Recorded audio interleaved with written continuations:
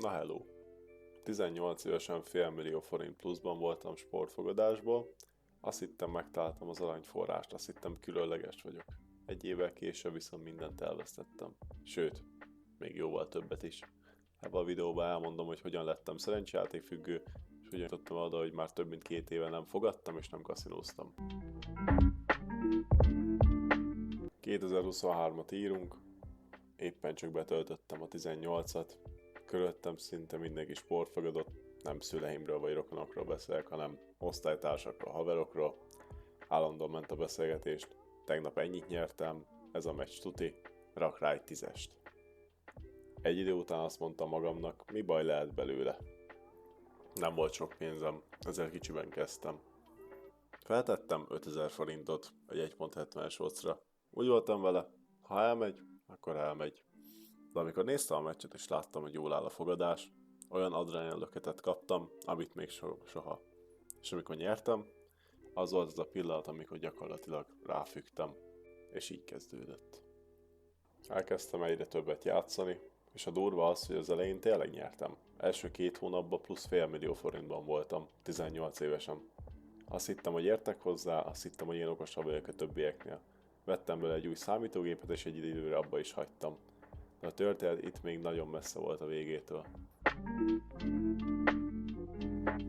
Egy ismerősöm mondta, hogy ő tippeket vesz egy spanyol Telegram csoportból, állítólag profi tipsterek voltak, azt mondta, ketten vesszük olcsóbb. Én itt követtem az egyik legnagyobb hibát, elkezdtem tippeket vásárolni. Először kisebb tétekbe játszottam, aztán egyre nagyobbakban.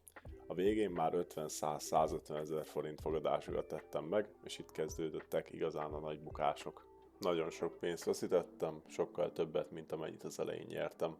És közben az életem más részén is elkezdett minden romlani. Iskolában egyre rosszabbul teljesítettem, a gondolatom nagy része a fogadás körül forgott, milyen meccs lesz, mit kell megtenni, hogyan lehet visszanyerni a pénzt, amit előző nap elbuktam. Természetesen a családom semmit nem tudott az egészről.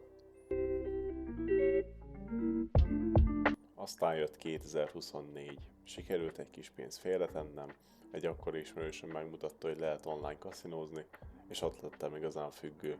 Pont ugyanaz történt, mint a sportfogadásnál, az első 2 hétben hatalmasat nyertem random sloton, a hónapon plusz 1 millió forintba zártam, és ilyenkor történik az, ami szinte mindenkivel, azt hiszed, hogy megállíthatatlan vagy, de a kaszinó mindig nyer a végén. A végét már valószínűleg kitaláltad, mindent elbuktam, sőt, még sokkal többet is. Volt olyan nap, amikor egyetlen este alatt több 100 000 forint ment el. És a legrosszabb az egészből, hogy ilyenkor nem állsz meg, mert mindig azt gondolod, csak még egyet, most visszanyerem, de szinte soha nem nyered vissza. Nem akarok álszent lenni, nyerni nagyon jó érzés, de amikor veszítesz, amikor mondjuk csak 50 000 forintot buktál egy nap, az sosem lesz elég. Mindig vissza akarod nyerni, és szépen lassan eljutsz oda, hogy a heti egy játékból mindennapos szokás lesz. És most jön az érdekes dolog. Lehet, hogy azt mondod, én nem szerencsejátékozom, de a valóság az, hogy nagyon sok játékban már benne van, például a C2-ben is. Én is szerettem a játékot, és ha van időm, játszom vele. Viszont a ládarendszer gyakorlatilag szerencsejáték. Megveszed a kulcsot, kinyitod a ládát, és semminket, hogy valami ritka item esik. Ez az úgynevezett lootbox rendszer, ami ugyanúgy a dopaminra épít, és ugyanolyan elveken mozog, mint a kaszinó, csak jelenleg gyerekek is legálisan tudják alkalmazni. Hogyan szoktam le? Biztos benned is megfordult, hogy én hogyan szoktam le. Őszintén? Nekem akkor kattant át valami a fejembe, amikor rájöttem, hogy az időm ennél többet ér. Mert egyébként, amikor pénzzel fizetsz kaszinókba, vagy sportfogadásba, akkor az időddel fizetsz.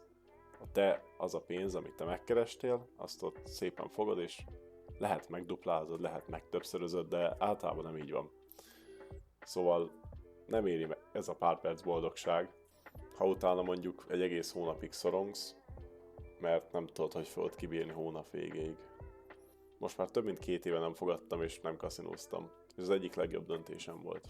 Ha te is éppen így érzed, és ebben vagy benne, vagy éppen rá akarnak beszélni a barátaid, hogy tölts fel pénzt, mert nagyon jó lesz, jól fogod magad érezni, akkor csak annyit mondok, ha nyersz, az sem örök, mert a legtöbb ember nem tud időbe állni. És ha úgy érzed, hogy kezd problémává válni, akkor kér segítséget. Ez egyáltalán nem szégyen.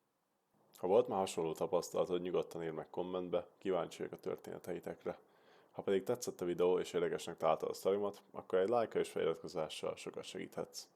A következő videóig Isten legyen veletek!